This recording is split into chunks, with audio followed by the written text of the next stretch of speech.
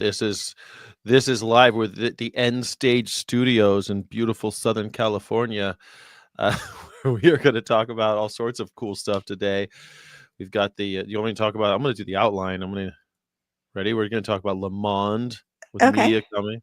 We're going to talk about that, right? We're going to talk about RFK Jr. warning about vaccines today. Yeah. Should we Uh, vaccinate poultry flocks or not? I know a lot of animal advocates are like so concerned that we're not vaccinating poultry flocks. And I'm like, oh, Animal let's advocates discuss. are okay. We do Yeah. have to discuss this.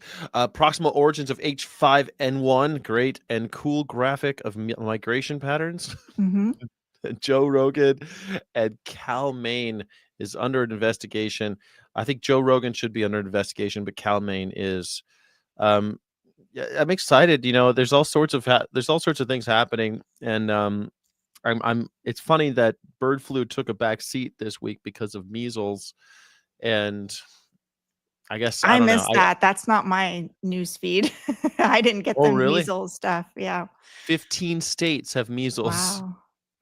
Yeah, 15 Welcome to the states. 1960s. Seriously, they're saying if you were born after 57, you should go out and get a booster. And you're about the same age as me. And if you were born before 89, between 67 and 89, they said go get a booster. Oh, really? Okay. Wow. I Hmm. missed that. Good. Good. Thank you for, I joined the show and I found out, I learned something new. Yeah, I had So to that's find good. out. I had to Google the measles. This is not something I know so much about. And I was going down that rabbit hole and finding out. My first Google term was, is measles a zoonotic? And it's not. Hmm. Just a good Where does old it come fashioned.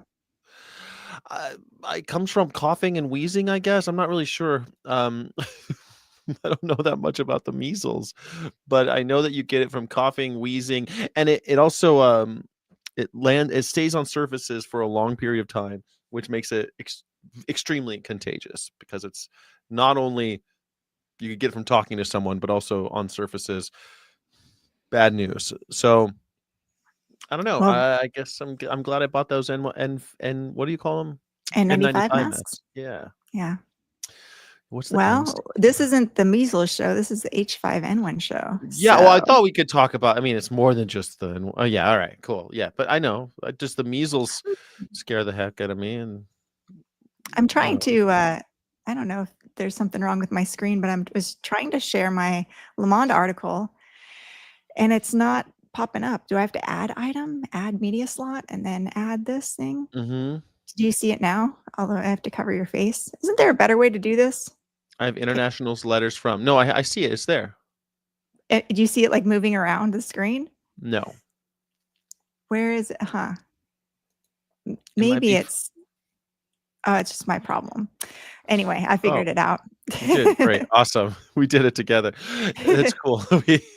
We made it. Yeah. So you had to. Yeah, it was in French, but this was the image that was on the on Le Monde article. Yeah, so I translated this to English. I think an Mhm. English version of the article will actually be coming out, but for now, we have the Google Translate version. And this is an article about me being a whistleblower. And I'm so thankful that the French media has picked it up and all the backlash and retaliation I have faced for taking photos of dead cows on the side of the road. And it also goes into ventilation shutdown and our work around that. So I think that was a pretty cool article. Yeah, Um, and they called you something. What was that thing they called you? A militant d'activiste oh militant or yeah, something like I that? gotta pull up the French version of it. I don't speak French, so I don't know. But it was I cool put it. words. Yeah, I thought it was cool. Lanceusteleur too. That was a good word. Yeah, there was it was nice to read it in. I was reading it in French just because I thought it was cool to see what they because you pick up a little French, don't you? And I was Yeah, every now and then you travel no no places. right, of course. Yeah, I was looking at it, seeing what was there. I thought it was really cool. Let's, I had a good time reading it. let's pull up the French version and just look at the cool words, the Yeah, I was French trying words. to find it actually. But so what was that like having someone from Le Monde chase you around? Well, she didn't actually chase me around. We just had sort of a sit down meeting for about 2 hours here in Los Angeles, and she actually went to the Central Valley and looked for herself by herself. I thought she was going to go more into that, but I guess she didn't really. There might be another article that she did where she goes more into that. But She yeah, kinda that made it one's. about you, huh? Yeah, she made this whole A profile about me. She's like, profil. I'm sorry this article is so late, but I kind of changed it and just turned it into a profile about you. And I'm like, don't be sorry. This is awesome. Yeah, I'm flattered. But That's they great that Le actually, Monde still gives people the journalistic freedom. yeah, they didn't use my photos though. And I asked why, and they just said they were kind of scrambling around. And the editor in charge wasn't sure who to reach out to get permission to use the footage, editor or whatever. So they just Yeah. decided to go with the Getty Images thing. But I was actually just talking to another media outlet today, and their big issue right now is, hey, I saw your photos on Twitter, and I'm surprised that this isn't in the news more. Why aren't these photos everywhere? Mhm. And I'm like, yeah, right. And they're like, I think, when people just see words about avian flu, they don't really understand, they have to see pictures. And I told this person exactly my experience with trying to get pictures in the media and how some news outlets have printed them, but some have not. So it seems like we're going to hopefully get a lot more news coverage soon. I hope so. Here's the, our un dangereux militant. Mm-hmm. You're a dangereux militant. And militant, it just means activist, but it sounds so dangerous. It does. Militant means activist. Un dangereux militant. A Yeah. dangerous militant. I like it. Yeah, And contaminated yet milk still in activists the say I market. don't go hard enough. You don't go hard enough. You're limp-wristed, but Le Monde thinks you're a dangerous militant. California is the U.S. state most affected by bird flu. 2/3 of the laying hens there have been exterminated, and some 23 million birds, including turkeys and other species. 739 dairy farms been affected out of the 962 contaminated in the whole country. See, this is good stuff. These are all quotes from Le Monde, and you got Mhm. some good. You got the info out there. Yeah. That's really. But here's what: born in rural California, our dangerous militant, un dangereux militant, the horse-loving veterinarian has been labeled a dangerous animal rights activist by the agriculture industry for her criticism of factory farming, according to an investigation by The Intercept. In 2019, she founded Our Honor, a nonprofit that supports veterinarians who have faced retaliation for criticizing the treatment of farm animals on factory farms. I don't think you said factory farms, did you? No, I wouldn't use that No. term. And maybe Yeah. that might be a Google Translate thing. Une forme de factory. There, there were no signs indicating that the area was likely to be an H5N1 hotspot. There should be signage warning the public at the potential risks, she said, and a lot more transparency in general. But we keep hearing the same story about bird flu. Don't worry. That's one of the things that bothers me most is that don't worry line. It should make everybody suspicious when they hear, don't worry, the meat and the milk is safe. Their whole goal is to maintain consumer confidence. Don't worry. Don't. My favorite is that they tell you steer clear. Don't get anywhere near dead animals or sick animals. But eat them, Eat them. please. Yes. Yes. And they don't realize, like, it's so funny. And when we went to VMX and the guy was saying, yeah, if a cow is sick, we send the cow to slaughter. It's like, Yes. what? So you just, if they're sick, we just slaughter them. Yeah, that just goes into the food supply, huh? I mean, it's so bizarre to me. And But they people, tell us that only healthy animals are turned that's what they into say. meat. That we But hear then, so many contradictions. If you listen to for all the contradictions, yeah, the infected milk is diverted away, but yeah, we know that's not true. it's diverted into the But pasteurization chamber. pasteurization kills all the virus, so it's Yeah, fine. don't worry. It does, even if we do get some infected milk into the normal supply, it doesn't matter. It's fine. Go back to sleep. You're fine. Yeah. Um, Yeah, anytime someone tells me not to worry, that means worry. That's what I Well, think. I g I don't think we should worry. We should get angry, and we Okay, you're should right. question and not trust. Not trust, push back, I ask think questions. Yes. whenever we frame it as how scared should we be, how worried should we be, that's just liberals being weak again. But we Mm. should question. We should not trust, and we should, Question. you know, Yes. Or how about like Ronald Reagan said, trust but verify. yeah, I think that was pretty good, right? Trust but verify. So keep militant. asking questions until they get annoyed at you for asking questions and So start calling you a dangerous activist for just asking questions. I was gonna say, do you think of yourself as a dangerous activist? For writing words on the internet and taking pictures from public places You're shouldn't be dangerous. considered dangerous, but yet I am considered dangerous to the industry.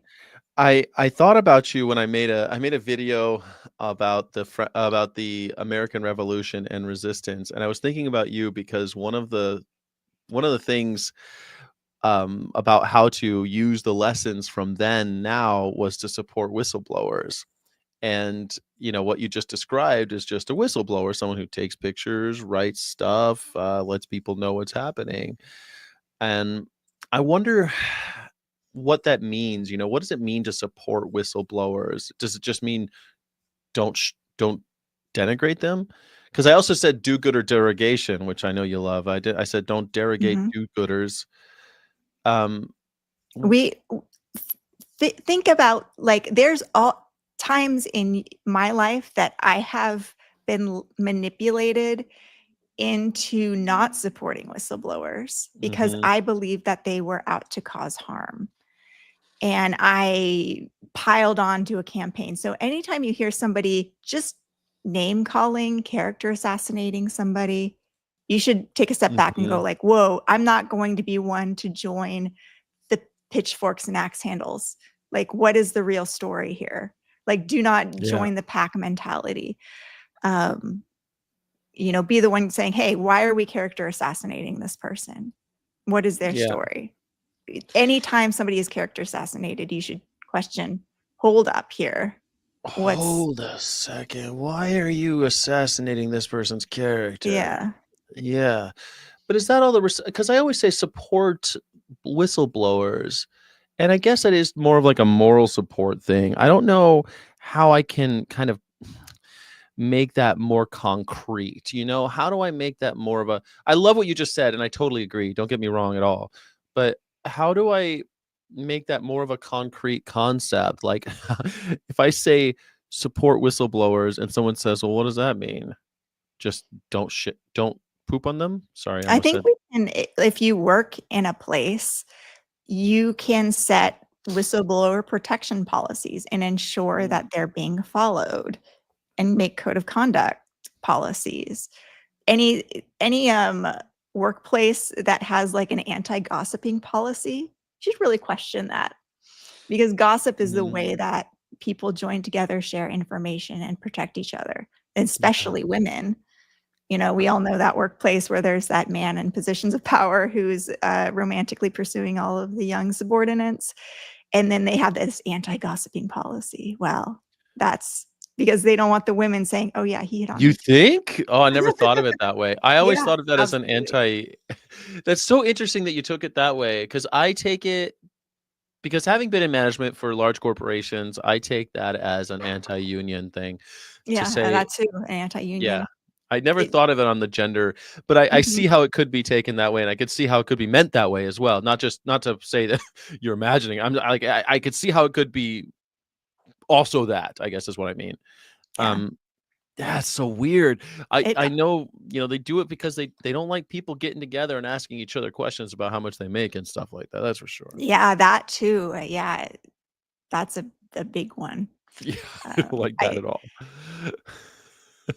So anyway, Yeah. Well, that I like that because I think it's also important in today's not to because I've got the next thing lined up yeah. here, but the whistleblower office was closed in government now. The inspectors general are gone, and then the office to which they reported is gone.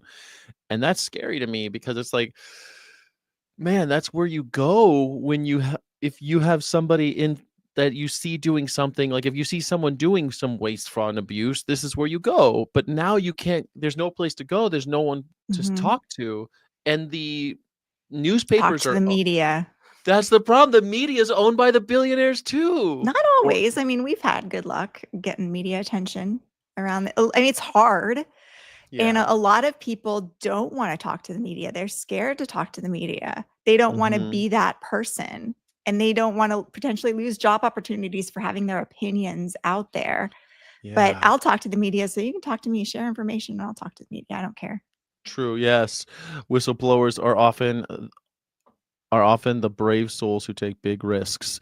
Yeah. Also, sometimes we inflate the risks in our heads too. I mean, it's an evolutionary defense to imagine the worst case scenario in every scenario. That's what keeps us alive.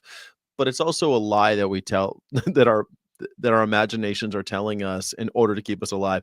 It almost never is the worst case scenario. You already know this because you've lived a life that your worst case scenario is never what actually happens. But yeah, I think it's people are often very surprised that when you do come forward, it doesn't always look Oh, so yeah. bad. That's the thing. That's the most devastating thing is you think, "Oh, here's a problem. If everybody knew about this, we would fix it."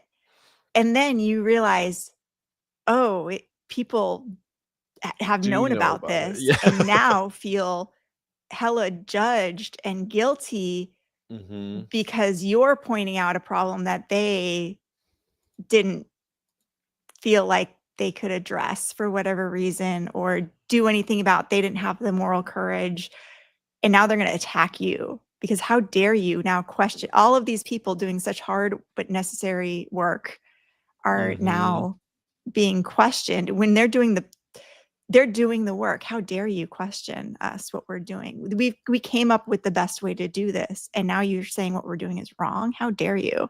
How dare you? After all we've Yeah, done for you. you're just being too soft-hearted. Just a bleeding heart liberal is what you are. It's so funny. No one ever I don't really get called liberal very often. And Mm, so I sometimes I feel like I'm really liberal, but other times I feel like I'm completely not. I don't know. I feel like I don't even know yeah. if those things mean anything anymore. But RFK Jr., he doesn't know what they mean anymore either, and he's the next person on our list of stuff to talk about. We have RFK Jr. Here he is. Why is it not working? Because we have too much stuff on here. Nope. Here it is. It says it's there. Well, could turn birds into mutant factories. You have to hit You the are you huh. I'm losing power. I'm sorry. Am I still there with Uh, you? yeah, it wants me to remove your screen or, I'll remove it. Hit uh, shift I'll 6. just share my screen. How about that? Because for some reason yours isn't working. Uh, I'm gonna stop that screen and I'll present. Yeah, it's being all sorts of weird right now. Yeah, StreamYard's failing right now. All right. Can you see that? RFK warns vaccinating poultry could backfire. And we don't simp for anybody here. But I think there's a smidgen of truth with this because there's a lot we don't know about vaccinations. Yes, other countries have done it. Mexico, China, France, Egypt. I want to see the results and I want to dive into the data and I want somebody without an agenda to explain it to me. I haven't done this research myself other than just a cursory view of it. I plan to go into it more. But what I want to know is when you vaccinate a flock how, and it becomes infected, what percentage of those birds end up dying? Will we still depopulate infected flocks? What percentage are we talking about here that do end up succumbing to it and dying? It's not a sterile immunity like like Johnny was on here and talking about. influenza vaccines in humans in general. They're only about, what, 20 to 40% effective or something like that. And that's true with these bird flu vaccines. Yeah, there's also the other agenda is we would lose export markets, which I don't care about. Honestly, I don't think we Americans should take the risk, the public health risk of raising birds for other countries to benefit from. And I also think we need to scale down this method of protein production that is inherently high risk and harmful to animals, humans, and the environment. So, but what do we do? I think it's kind of a question of like, well, depopulation, it's a necessary fact right now. So what's the way to do it in the least cruel way possible? And I would say raising birds right now for as a means of protein production is a reality right now. And right now we can either implement policy to vaccinate or not. What is the best for the birds right now? And I'm not convinced that vaccinating would actually be better for the birds and would not make it more difficult to surveil for diseases.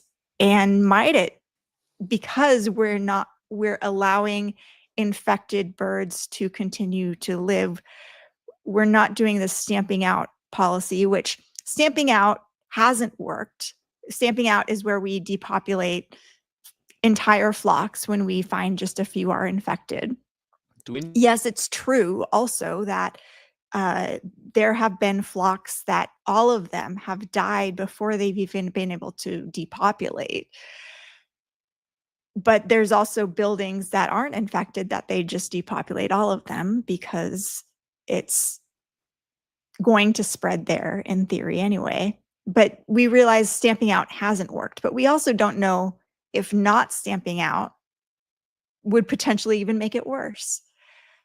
And not being able to surveil and find infected flocks because we vaccinate, could that lead to more virus mutation? There's a lot of different arguments about that. So I guess Sky's gone. Maybe Sky will come back soon. So I'd love to, let me see what some of you guys say here. How do they vaccinate a massive amounts of chickens? They already do that. They can do oral routes, they can do injections.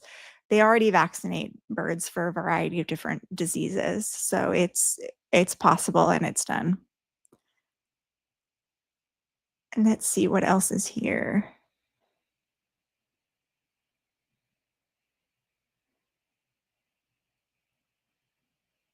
So complain about ultra-processed plant-based food and lab-grown meat using hormones, then eat animals that have been vaccinated and fed antibiotics. Yep, highly processed. So I want to hear what you guys think. Are you guys pro-vaccination, not pro-vaccination? I'm surprised there's a lot of animal advocates out there who view this, the fact that we are not vaccinating, as just devastating. And I think we might just be saying that because the industry is against it because they would lose export markets, but we're not really looking at the data here and seeing, is this just a way to stop is it just a way to like help the industry limp along a few more years while we just create an ever escalating arms race against nature? And this is just one more step in that process of this ever escalating arms race. So let's talk about the next thing we have here. Oh, so this is a Breitbart article. I don't read Breitbart often. Let's see if we can pull this up here. But in this case, I think we're going to get from Breitbart an actual feel of what this current administration thinks. And USDA Secretary Rick Rollins says vaccines are off the table in the fight for lower egg prices. I thought this was very interesting. U.S. Department of Agriculture Secretary Brooke Rollins told Breitbart News exclusively that President Donald Trump's administration will be focusing its egg price reduction efforts on repopulation of chickens and on biosecurity measures, and that the administration is now ruling out any vaccines for animals against bird flu. Trump mentioned Rollins and egg prices during his address on Tuesday evening and put the blame squarely on former President Joe Biden's administration for the price spiraling out of control.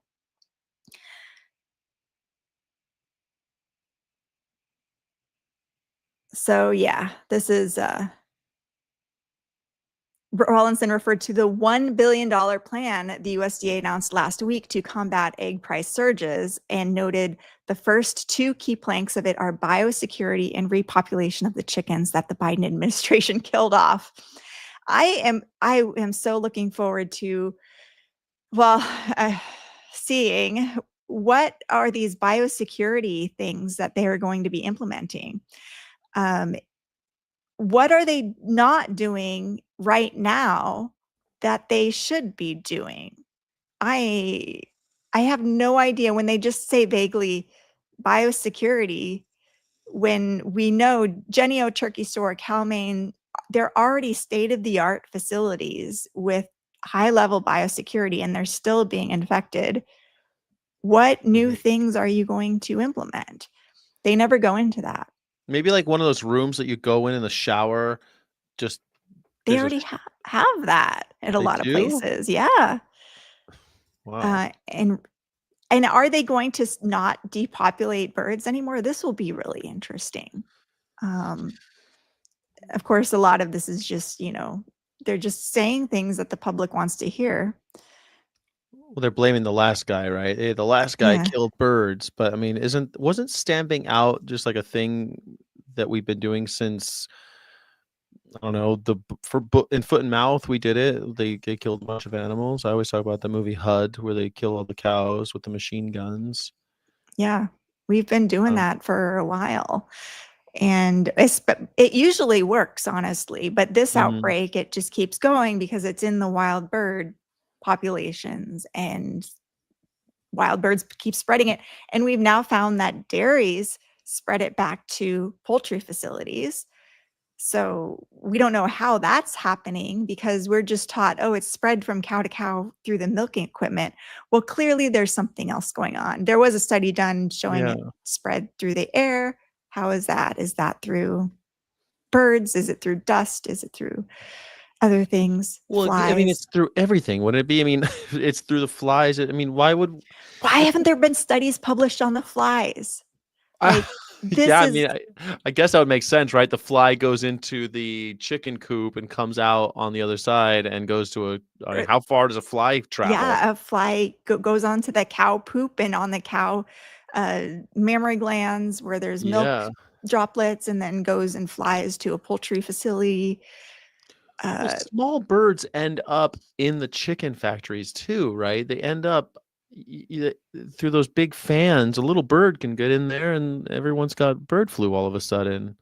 Yeah, That, I parked out front of, some of the big poultry facilities, and I had Mhm. my video camera out recording all of the birds flying or in and around the facility. A lot of those facilities did have holes, but the giant, big, like, Central Valley eggs, that Mhm. place is a pretty industrial, locked down facility. Like, it didn't have holes.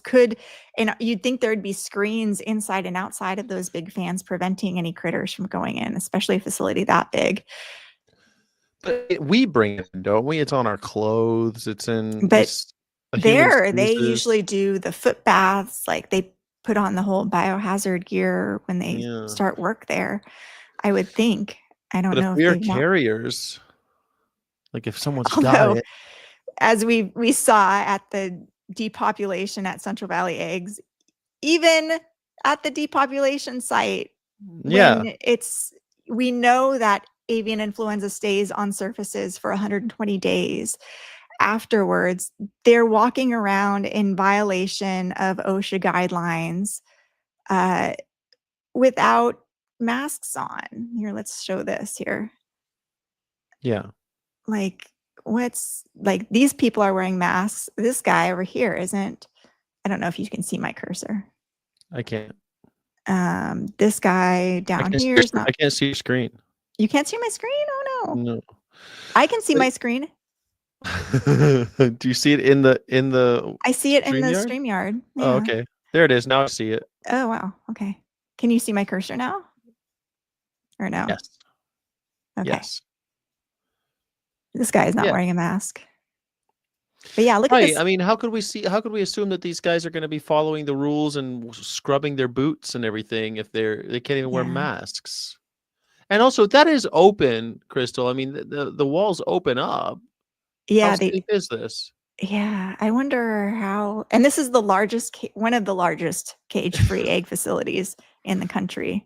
Largest cage-free in the country, and they think that like the walls are open. Yeah, What do you I wonder mean? What do you how. mean it's all locked down? Doesn't look locked down to me. Those barn Yeah, doors must close, but I mean, I don't know. Ships are on water, and yet they still got rats. it's true.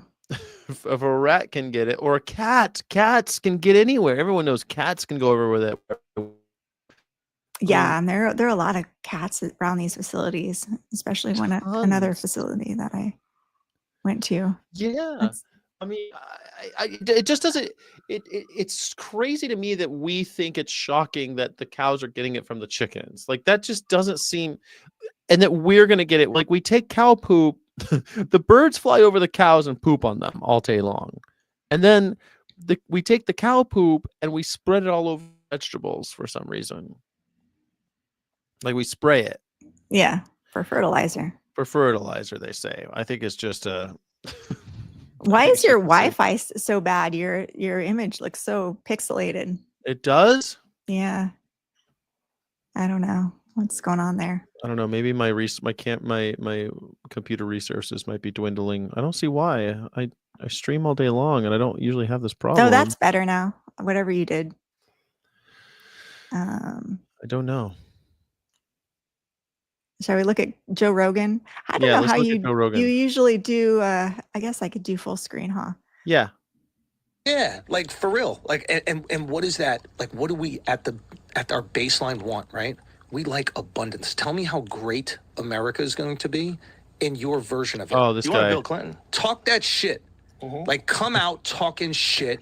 Bernie was talking shit, and I want you to come out, and if Trump can say we're going to take Greenland, there can be some Dem that goes $1 eggs and straight up says we're going to subsidize it. How would you do that? You subsidize it. Subsidize corn. You subsidize dairy, it. Just subsidize. Like, why can we not subsidize it? But say something that's actually going to impact people. Now, Trump's not going to take Greenland, so maybe you don't get the $1 eggs, but you get this messaging across that you're actually trying to help people. Mm-hmm.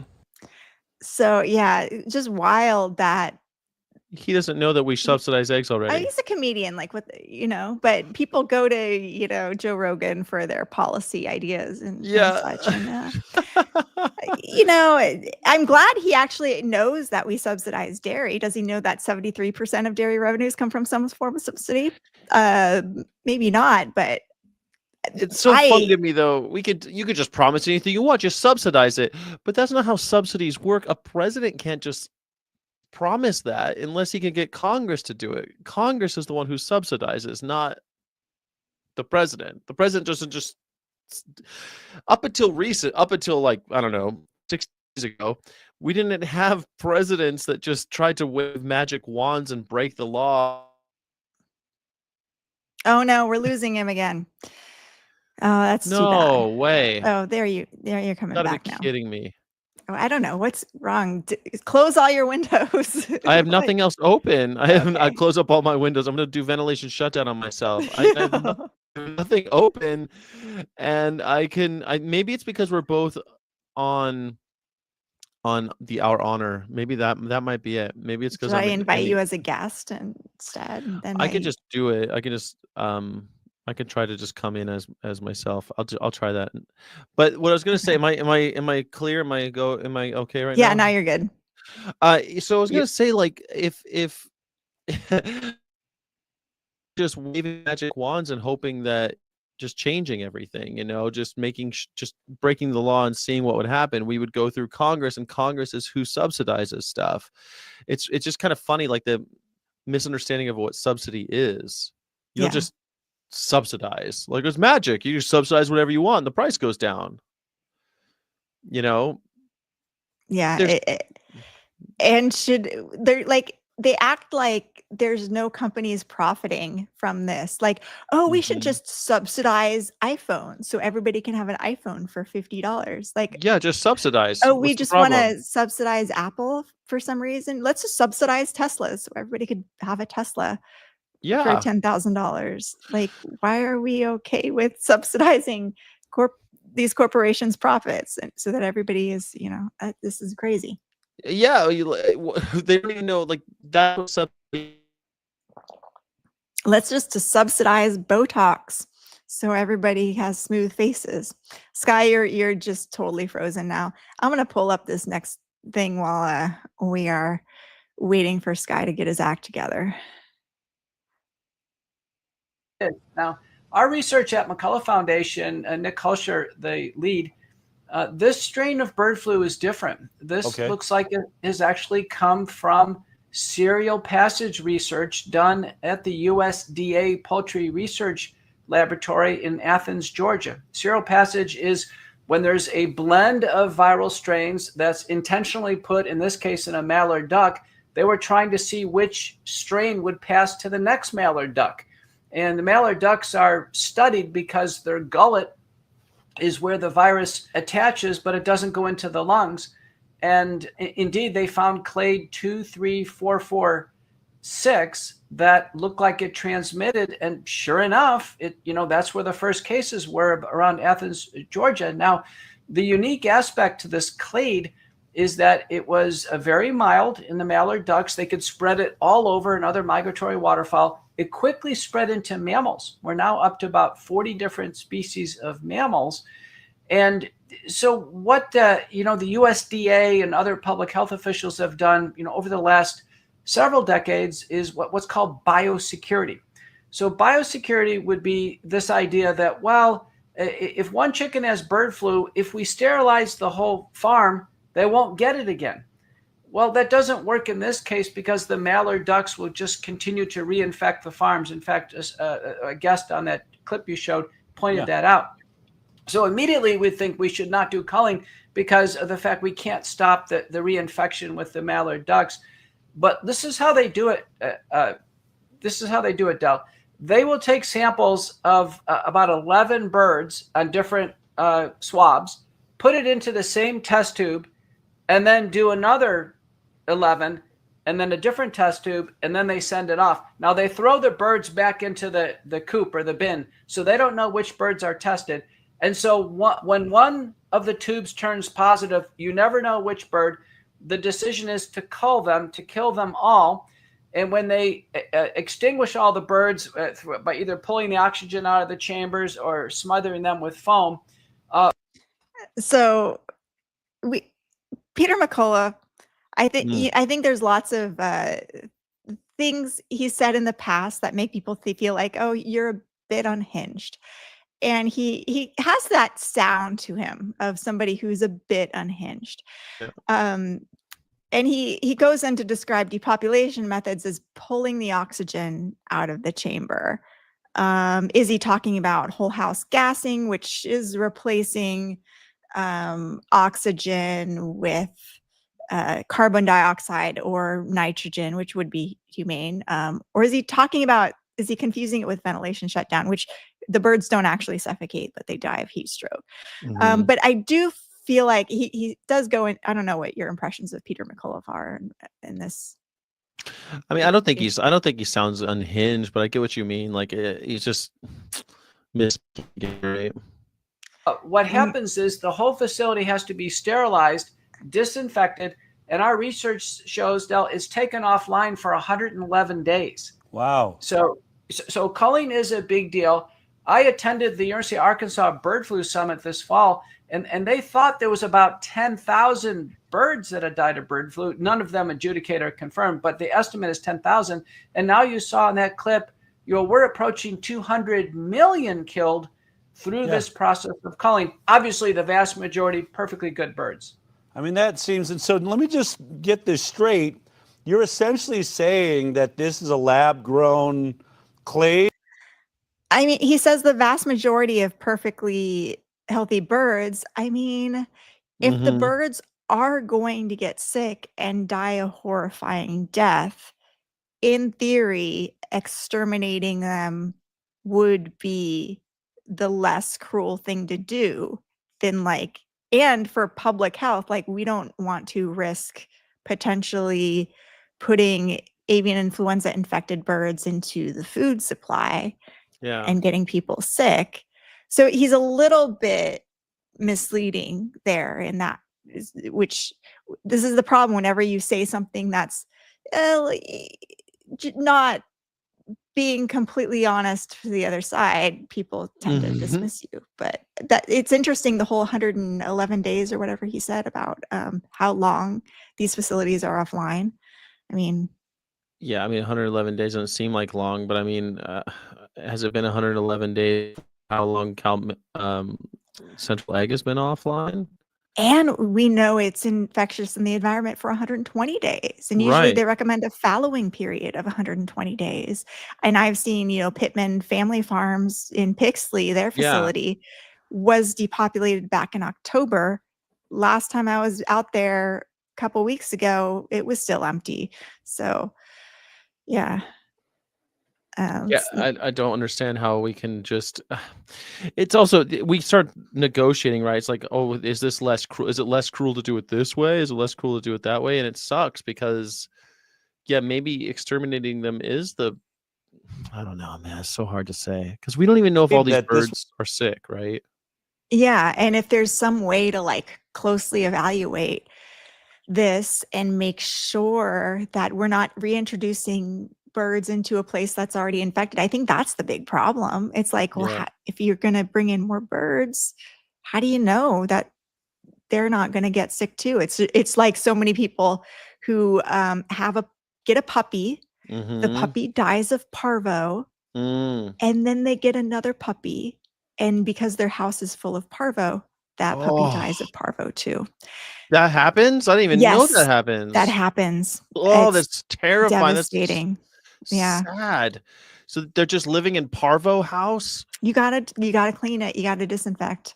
Was something made in a lab that I mean, are we talking about a lab leak again when we're talking about bird flu right now? Everyone always concerned about we're so sure of it. We've published this in a peer-reviewed paper titled "The Proximal Origins of Clade 23446 Avian Influenza." It was published in the peer-reviewed journal Poultry and Wildlife Sciences, and it hasn't been disputed by any of the public health officials. We cite the USDA research done by Dr. Karakawa at University.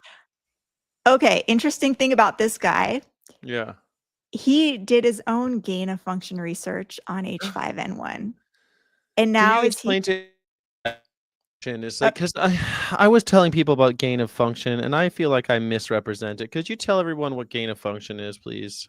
So gain of function is when we take a virus and we cause it to mutate, develop greater affinities for certain receptors, like mammalian receptors, to see how it will react. Oh. Some people say we're doing this to create a bioweapon, but a lot of the scientists would just argue we're trying to just see if this influenza virus could potentially mutate into humans. It's like, but we already know that it can. That Does influenza it seem like a chicken and egg can. thing to you, Crystal? Like we have this virus, let's call it, I don't know, anthrax, and we're like, I wonder if we could put this anthrax is a bacteria, but go on. Okay, sorry. I know that there was a gain of function with anthrax, though. Okay, well, let's forget about anthrax. Anyway. I don't know about anthrax being. It probably is a bacteria. I don't know. I thought it was a virus, but okay. So let's say it's smallpox then, and we're like, I wonder if we can get this smallpox into humans at a faster rate, and because it's going to happen eventually. So why don't we do it now so that we can have a vaccine? Right? If we're the first ones to get vaccine, then we'll be rich. We want to understand how this virus spreads. And a lot of people cite like, oh, now with this gain of function research, we now know it could be spread through respiratory pathways. And it's more likely to be airborne when it develops this certain mutation. And the thing is, they say it's so much safer to do gain of function research in the lab than just allow it to happen in the field. Well, Yeah. it's not like we're stopping it from happening in the field. It's already happening on our factory farms. And we're purposefully not testing enough dairy cows because we want to maintain consumer confidence in the industry. And veterinarians who do want to test are being threatened with being fired from their jobs. Why don't we do more testing in the field instead of doing this gain of function research?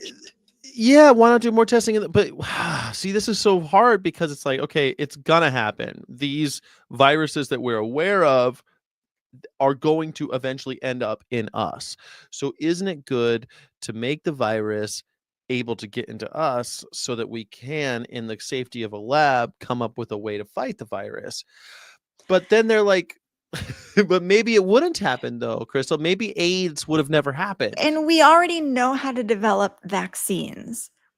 So there's no reason why we need to do this. Like it's really, it feels a bit unnecessary. And it's that there's a big divide in the scientific community about gain of function research. It of course, as animal advocates, it just causes unnecessary animal suffering because usually you're infecting animals in order to do this. And just basic principle of life on Earth, one health. If you harm one species, you're going to harm all of us. And very clearly in this case, right? If you give a mouse a cookie, you end up with that cookie shoved down your mouth. You know, if you give a mouse smallpox or measles or one of these diseases, we get them because we're mammals. We'll end up getting them. But I think this is really interesting, and hopefully there'll be more discussion about this. And it kind of, I paused this because I feel like Yoshishiro Kawaoka latching onto this is a way to deflect from his own research that potentially led to H5N1. But we'll see. This is my own conspiracy and Dr. Ron theory. Fouché at Erasmus. So yeah, it looks like this mankind brought this on, Dal. Now the twist that we've seen is the major strain of this clade. The clade is the original source. The strain that was so mild that was just causing pink eye in humans and mild cases in animals was B3.13. And you know, if you've watched anything, the mild conjunctivitis, you saw the image. It's you know, scleral hemorrhage. It was subconjunctival hemorrhage. It was quite severe. It wasn't just mild conjunctivitis. But now we've seen the it's horrible. emergence of their eyes are bleeding. D1.1. Yeah. And it's a totally different ballgame. There's a teenager in British Columbia who gets D1.1. She gets severe human bird flu, ends up on the ventilator, needs ECMO for life support. Thankfully, she survives. A man down in Louisiana gets it. He dies. He had some birds in his backyard. And now a toddler in Cambodia has died. It's a different form of what we call genetic reassortment. I didn't know about that. Del, what I've concluded is, you know, this culling has caused this outbreak to last so long because of virgin. Okay, this culling has caused this outbreak to last so long. I'm not clear on how that culling leads to the virus. I don't get that at all. Maybe he's trying to say that the virus, we would have reached herd immunity by now if we hadn't been stomping it out. If you're stomping it, I mean, isn't that what viruses are our friends? I mean, this is the RFK Jr. line that viruses are our friends. They make us immune to them. Do we breed? We would have to be purposefully breeding birds that survived H5N1. And I guess we could do that. Would we? But then what percentage of their offspring would be able to survive H5N1. Oh, I don't don't think that know. would be clear. That's an Seems like interesting point. Like, how does herd immunity work if the virus is always around, the herd offspring? immunity works great in humans who live a long time. Does it work well in animals who are only around a few weeks But and our then kids they have still to get it. repopulate with a new? Yeah, exactly. Our kids still get it and they still get killed. So herd Yeah, immunity only works for grown-ups, basically. yeah. And people ugh, but And also here's the interesting thing about dairies too is like when we have new cows introduced into dairy herds, like they're still at risk. There's a great argument to vaccinate dairy cows. I would be on board with that because we're not killing dairy cows unless they're very, very sick.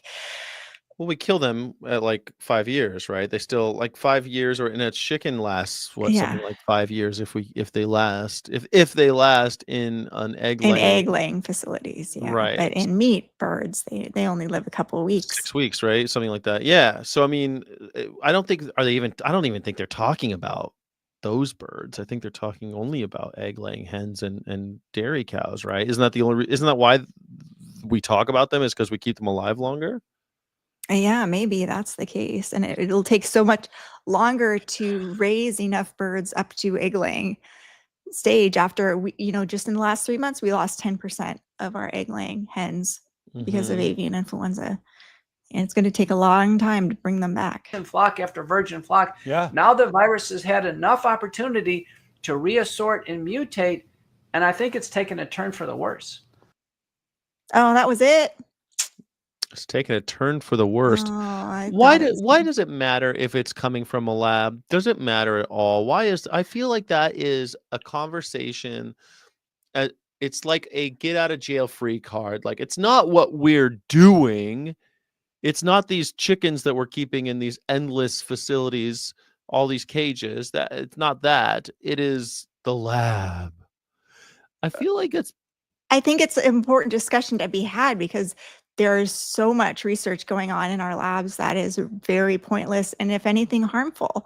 And that's just another example of that. There's a lot of research going into Mhm. about animal agriculture, animal-based protein production that is Mm, happening in labs. yeah. And we know that bioscience companies and big pharma are inextricably linked with animal agriculture because if the number of slaughter-bound animals were to go down, that would hurt pharmaceutical company profits. So when we are talking about redirecting subsidies away from animal-based methods of protein production and supporting animal-free methods of protein production, Mm. we are going up against the pharmaceutical industry who has an interest in making it seem like these cultivated meats are dangerous because they want to keep as many slaughter-bound animals alive as possible so they can provide them with the vaccines and antibiotics and other medications so that they can profit from them.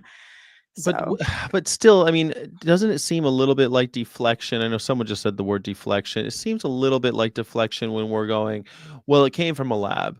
And I get what you just said. Sure, we should be questioning big pharma and all, since they're making more money selling drugs to cows and chickens and pigs than they are to selling it to us, because just there's more of them and we pump them full of drugs. But yeah, it seems strange to me that every time one of these viruses comes up, we always say lab. I remember during the HIV epidemic, it was always it came from a lab. The CIA did it. It's always that narrative, and it just seems like it doesn't matter to me whether it came from the lab or from the egg laying facility. It happens because we're messing with animals, and if we just stop mhm. messing with animals, then we wouldn't have this problem. Yeah, but I also think it's important to fully evaluate all of these things because while it may have started at a lab or not, or Mm, via just wild bird populations, mhm, it is mutating. And mm. our modern intensive animal-based protein production facilities are are doing their own gain of function research right now and out there in nature. Um, so it's a talking point to talk about, and I wouldn't necessarily always dismiss these theories as Oh, I'm not dismissing it. I just feel like we spend a lot of time. I feel like especially people who have that vested interest that you're talking about, like keeping it going and keeping these systems going and keeping animal torture facilities, animal protein facilities. Why we're the people who have a vested interest in that are always the ones that bring up this lab thing. And it seems like, well, it's not us. It's not us. It's these labs. If you could just shut down yeah. these labs, then we wouldn't Yeah, have this like problem. problem You could solved, yeah. Yeah, and you could Or it go was just ahead a and keep horrible eating mistake eggs and and dairy. problem solved. I don't even think these people who are really interested in talking about the lab leak theory are that interested in solving the problem. They're more interested in just talking about the conspiracy, Yes, um, yes, which is a little exactly. frustrating, yeah. It seems like a red herring, and so we all end up talking about, well, where did it come from? Bro, I don't even care where it comes from at this point. It's killing us. It's killing all these animals. How do we solve this? Yeah. We Anyway, I come up with really love animal-free. Yeah. this GIF just showing how birds, all the different bird species migrate. This is the migration routes for 118 species.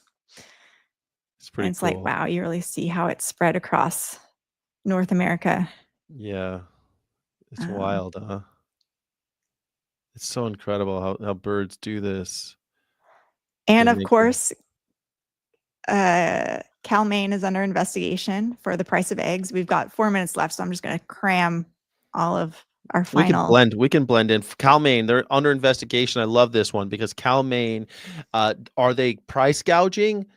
Are they what is this whole thing with Cal Maine? We keep on subsidizing them. How come the prices are going up? Yeah, they're benefiting from the egg supply shortage. In the past, they have been dinged for purposefully, years ago, keeping eggs out of the marketplace and Mhm. profiting that way. And now it's like, yay, bird flu. We're profiting again. Their stock price has increased more than 200% since 2022. Their revenues have skyrocketed 718% in the last Mhm. quarter. So yeah, if you're buying eggs, you are buying all these CEOs another yacht. So keep and even if you can't buy eggs because it's too expensive or you don't want to, you ethically don't buy eggs. You can't. Your grocery store egg shelves are empty. You're still paying Cal Maine Foods and all of these companies. They got $44 million of our tax dollars to bail them out for avian influenza.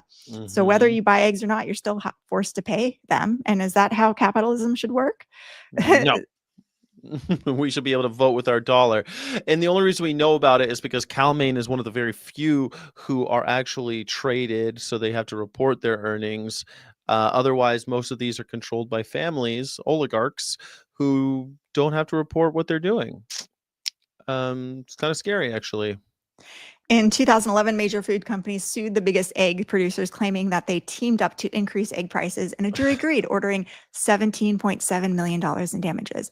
So, but really, $17.7 million in damages compared to how many billions they probably made off of that, small price of doing business, right? This sounds like the Sacklers to me. Oh, yeah. That's what it sounds like. I don't know if you saw 60 Minutes this week, but I thought it was a wonderful episode, and they talked about the Sackler family, and Oh, 60 Minutes. We love them. yeah, I'm not no going to one's say getting anymore. paid. Yeah, I guess the Cal Maine thing, if we're able to know that about Cal Maine just by looking, then what are they doing behind the scenes that we're not allowed to see is something that scares the crap out of me. It's kind of And like, yeah, who do we never hear from? Who is not a publicly traded company, but Cargill. 21 billionaires as part of their family, the largest private Mm, company in the world, or at least in America, largest agribusiness company. It's Cargill. And if you don't know who Cargill is, learn who Cargill is, and we'll probably talk a lot more about If Cargill. you don't know who Cargill is, open up your cabinet and realize that everything you have comes from Cargill. Everything you have vegans, it's all Mhm. comes. Cargill had their mitts in it. Yeah, indeed. Anyway, we should start talking about Pluto. So we got to end this stream and then we'll start our other Yeah. stream. We're going to All do right. fireworks next. So join us on the same YouTube channel you're enjoying right now. And or we're going to X. talk about, or X. Hi, all of our people on X are where our most watchers are. Anyway, we'll see you next time. Bye. Bye.